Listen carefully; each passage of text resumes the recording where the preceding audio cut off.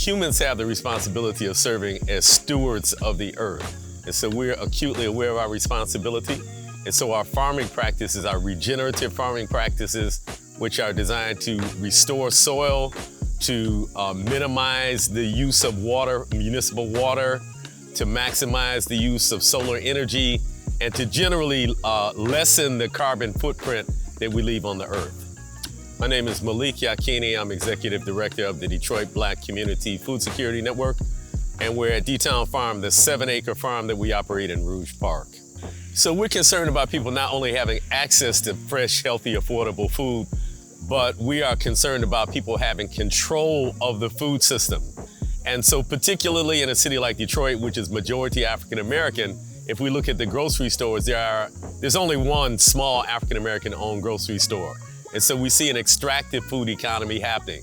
We're concerned about pushing back against that and creating a food system where people in communities shape, control, and profit from the food system that provides their food.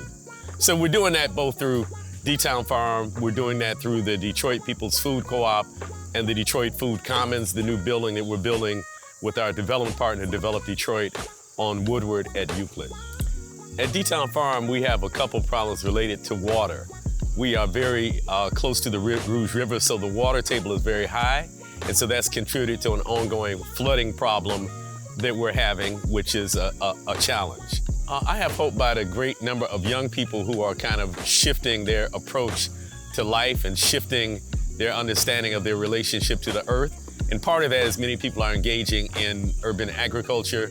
Many people are changing their diets and moving towards a more plant-based diet. Many people are doing composting and other regenerative practices in the city of Detroit. So I'm inspired by the great number of young people who are involved in this work and have shifted their paradigm and shifted their value system.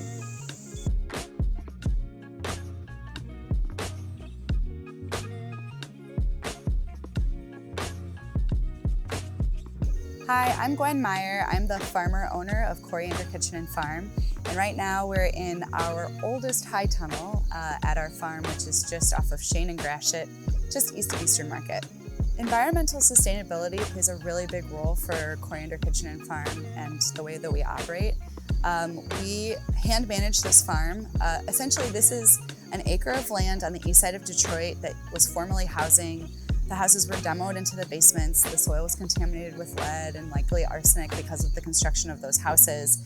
And we worked really hard to remediate the soil by bringing in clean wood chips and compost on top. And we're actually hand managing so we don't disturb the contaminated soils that are below where we grow. There are a lot of challenges in operating a sustainable business, and especially one that's focused so keenly on creating like natural sustainability. And one of those is labor, making sure that we can get qualified folks in and afford to pay them a fair rate. Because everything is hand managed, we're not relying on equipment like a tractor to do some of the physical labor. We're actually doing it ourselves with our bodies and our hands.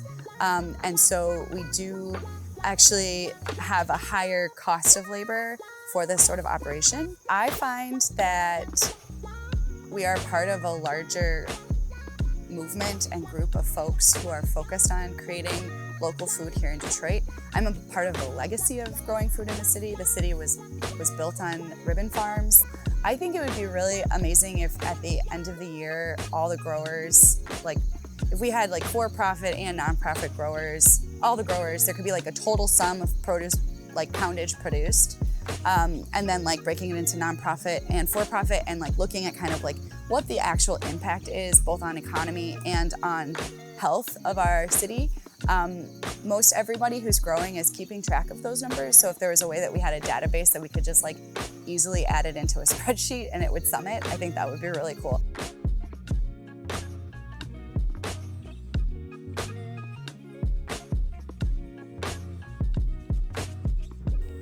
My name is Jerry Hebron, and I am the Executive Director of the Oakland Avenue Urban Farm here in the north end part of Detroit. We are all about cultivating food, people, and community. And in order to do that, we have to have a sustainable environment to work in. So we're looking at air quality, we're looking at soil quality, we're looking at safe spaces for people to gather. We are on a commercial corridor.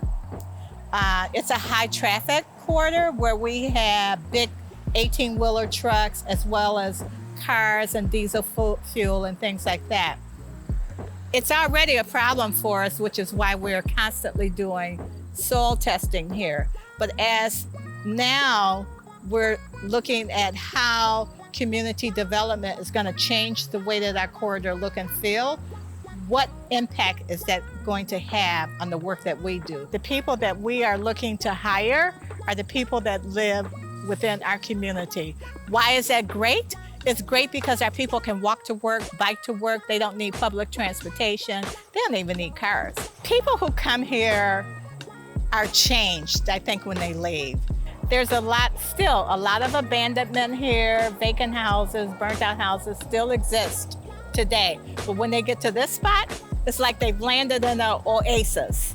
And they walk away with a different perspective on community, our community, but they also walk away with a different perspective on what it means to have these urban gardens in place, inside of community.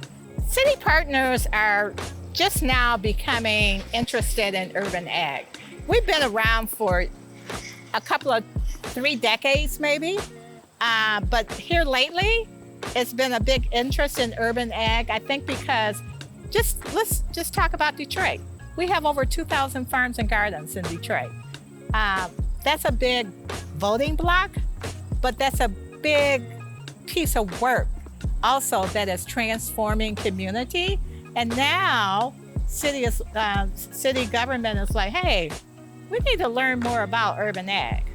So it's a good partnership as we look forward into how we can influence policy that's made in terms of community development and the ag community, but it's also a good partnership in terms of how we are helping the city in terms of sustaining these neighborhoods.